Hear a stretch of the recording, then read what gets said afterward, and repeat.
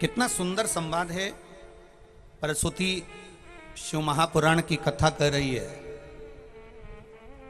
सरस्वती शिव महापुराण कथा वर्णन कर रही है।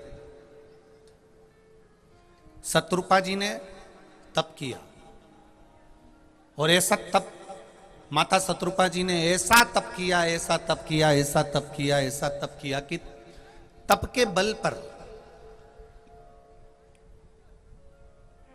जो संतान उत्पन्न हुई वो संतान कोई साधारण नहीं हुई।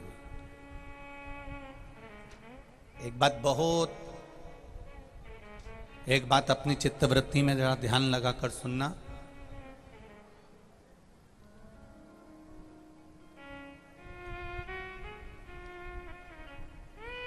भजन करते करते जो संतान पैदा होती है वो माता पिता को भजन भी देती है और भोजन भी देती है। और डिस्को करते करते जो संतान पैदा होती है वो माता पिता को ना तो भोजन देती है ना भजन देती है और उनको वृद्धाश्रम में खिसका देती है। जरा ध्यान देना इस शब्द का। भजन के बल पर जो संतान उत्पन्न होगी, भजन के बल पर जो संतान प्राप्त होगी, भजन करते हुए, स्मरण करते हुए, कीर्तन करते हुए, मंत्र जाप करते हुए, नाम जाप करते हुए, नाम स्मरण करते हुए जो संतान हमारे यहाँ उत्पन्न हो रही है, जो संतान गर्भ से जन्म ले रही है, वो कोई साधारण नहीं हो सकती। वो कोई साधारण नहीं होगी। भजन के बल पर, भजन के नाम के बल पर जो संतान होती है वो हमें भगवत भजन करने का एक फल प्रदान करती है।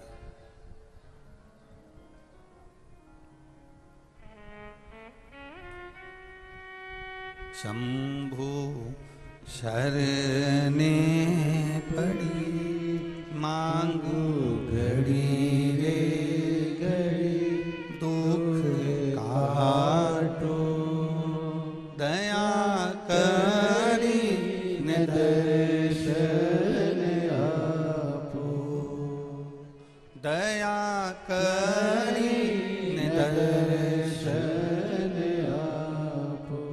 शिव पुराण कह रही है, भगवान शंकर का संवाद कर रहा है। शत्रुपा जी ने भजन करना प्रारंभ करा।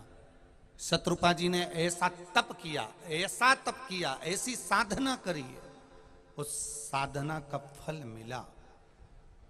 कन्या हो गई थी आकुति, कन्या हो गई थी देवहूति और फिर तप के बल से शत्रुपा जी के जब तप करने के बाद घर में आकर प्रवेश किया और कुछ समय के बाद जब संतान हुई तो उसका नाम था प्रसूति। क्या नाम है? जम के बोलो जरा। माता प्रसूति।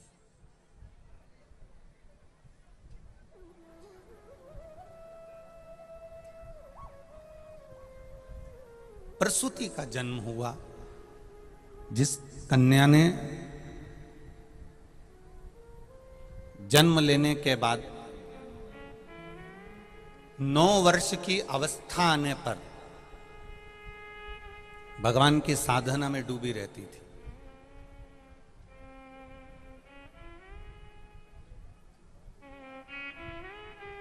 एक पीपल का वृक्ष, उस वृक्ष की छांव जहां पड़ती थी उस स्थान पर बैठकर 9 वर्ष की कन्या प्रसूति तब साधना करती थी।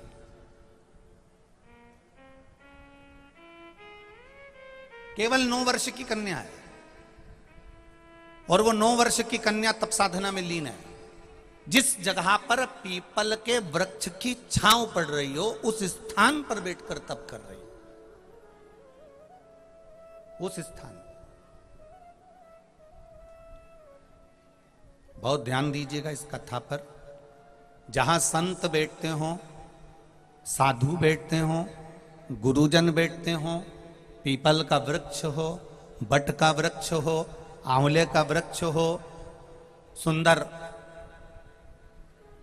बेलपत्र का वृक्ष हो, शमी का वृक्ष हो, केल का वृक्ष हो, कभी जिंदगी में अगर मौका मिले पीपल, बड़, आंवला, बेलपत्र, शमी, इन वृक्ष के नीचे बैठकर जिंदगी में एक बार भी अगर कोई गलत कृत्य कर देता है तो उसकी पीढ़ी दर पीढ़ी को भोगना पड़ता है। पर इन पवित्र वृक्षों की छांव में बैठकर अगर कोई चलते चलते भी एक बार भगवान का राम नाम, कृष्ण नाम, शिव नाम, दत्त नाम, हरि विठ्ठल, नारायण, लक्ष्मी, इन वृक्ष की मात्र छांव में चलते चलते भी पीपल की छांव पड़ गई, बड़ की छांव पड़ गई, आंवले की छांव पड़ गई, बेलपत्री की छांव पड़ गई, या शमी वृक्ष की छांव पड़ गई, केल की छांव पड़ गई, चलते चलते भी इन पवित्र वृक्ष की अगर छांव पड़ जाती है और तुम्हारे मुख से भगवान का नाम निकल जाता है तो अश्वमेध यज्ञ का फल तुरंत प्राप्त हो जाता है, तुरंत मिलता। हमारे बुजुर्ग कितने समझदार थे, हमारे बुजुर्ग कितने श्रेष्ठ थे, जरा अंदाजा लगा कर देखिएगा। जितने लोग आस्था चैनल पर कथा सुन रहे हैं, जितने फेसबुक यूट्यूब पर सुन रहे हैं और जितने इस देपालपुर की पावन धरा पर सुन रहे हैं, ध्यान लगा कर सुनना कि हमारे बुजुर्ग कितने चतुर हुआ करते थे, कितने विद्वान हुआ करते थे कि रोड के किनारे किनारे पीपल का वृक्ष, बड़ का वृक्ष, आंवले का वृक्ष, बेलपत्री का वृक्ष, शमी का वृक्ष, ये चलते चलते रोड के किनारे लगाते थे। उनका कारण क्या था? रोड के किनारे अगर पीपल का वृक्ष होगा, रोड के किनारे बट का वृक्ष होगा, रोड के किनारे बेलपत्री का वृक्ष होगा, कोई भगवान का नाम नहीं भी लेगा, उस पेड़ की छांव के नीचे से भी निकल कर चले गया तो भी उसका कल्याण हो जाएगा। इसलिए उस वृक्ष को रोड किनारे लगा।